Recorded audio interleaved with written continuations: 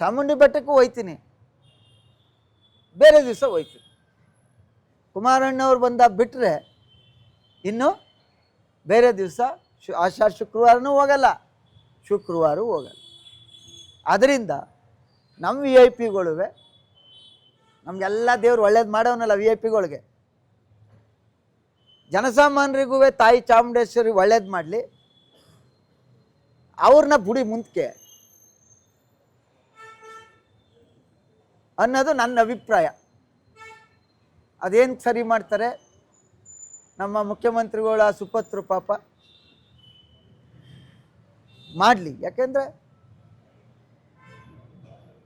ಇದು ಭಾಳಷ್ಟು ಚರ್ಚೆ ಆಯ್ತಾ ಇದೆ. ಆಮೇಲೆ ಹೋದರೆ ಈಗ ನಾನು ಹೋಗಬೇಕು, ನಾನು ನಮ್ಮ ಮನೆಯವ್ರು ಹೋಗಲ್ಲ, ನನ್ನ ಜೊತೆ ನಮ್ಮ ಲೀಡರ್ಸ್ ಎಲ್ಲ ಕರ್ಕೊಯ್ತೀವಿ. ನಮ್ಮ ಕಿವಿಗೆ ಕೇಳಂಗೆ ಹೇಳ್ತಾರೆ. ಇಲ್ಲಿ ಕಿವಿಗೆ ನಾವು ಹೋಯ್ತಾ ಇರುವಾಗನೇ ಓ ಇವ್ರೇನು ಸ್ಪೆಷಲ್ಲು, ನಾವು ಬೆಳಗಿನ ಕಾಯ್ತಾ ಇದ್ದೀವಿ ಅಂತ. ನಾನು ಸ್ಟಾರ್ಟಿಂಗ್ ಪುಟ್ಟರಾಜಣ್ಣನೂ ಹೋಯ್ತಾ ಇದ್ದೋ, ಇಬ್ಬರು ಕುಮಾರಣ್ಣ ಮುಂದೆ ಹೋಗ್ಬಿಟ್ಟಿದ್ರು. ನಾವು ಸ್ವಲ್ಪ ಲೇಟಾಗಿ ಹೋದ ಚಾಮುಂಡಿ ಬೆಟ್ಟಕ್ಕೆ, ಈಗಾಗಲೇ 3 ವರ್ಷದಲ್ಲಿ. ಅಲ್ಲಿ ಯಾರೋ ಒಬ್ರು ಇದ್ರು, ಸಾರಾಮಹೇಶ್ ಪುಟ್ಟರಾಜಣ್ಣ ಇಬ್ಬರು ಹೋಯ್ತವ್ರೆ, ಓ ಇಬ್ಬರು ಸೋತಿರೋರು ಅಂತ. ಹಂಗೆ ಅದರಿಂದ ನಾನು ಮನವಿ ಮಾಡೋದು, ಜನಸಾಮಾನ್ಯರಿಗೆ ಬಿಡಿ ಹೋಗಲಿ. ತಾಯಿನ ಎಲ್ಲಿಂದ ಕೈ ಮುಗಿದ್ರೂ ಆಶೀರ್ವಾದ ಇದ್ದೇ ಇರ್ತದೆ. ಭಾಳಷ್ಟು ಚರ್ಚೆ ಆಯ್ತಾ ಇದೆ ಚಾಮುಂಡಿ ಬೆಟ್ಟದ್ದು.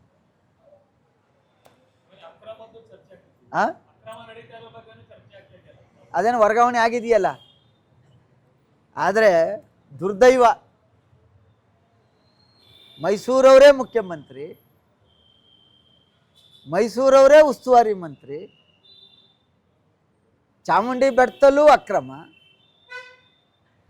ಇದ್ಯಾವುದೋ ಬಟ್ಟೆ ಬ್ಯಾಗಲ್ಲೂ ಅಕ್ರಮ, ಇದ್ಯಾವುದೋ ಈ ರೋಡು 395 ಕೋಟಿ ವೈಟ್ ಟ್ಯಾಪಿಂಗ್, ಈ ಮೊನ್ನೆ ಮಾತಾಡ್ದಿಂದ ಸ್ಟಾಪ್ ಆಗೈತೆ.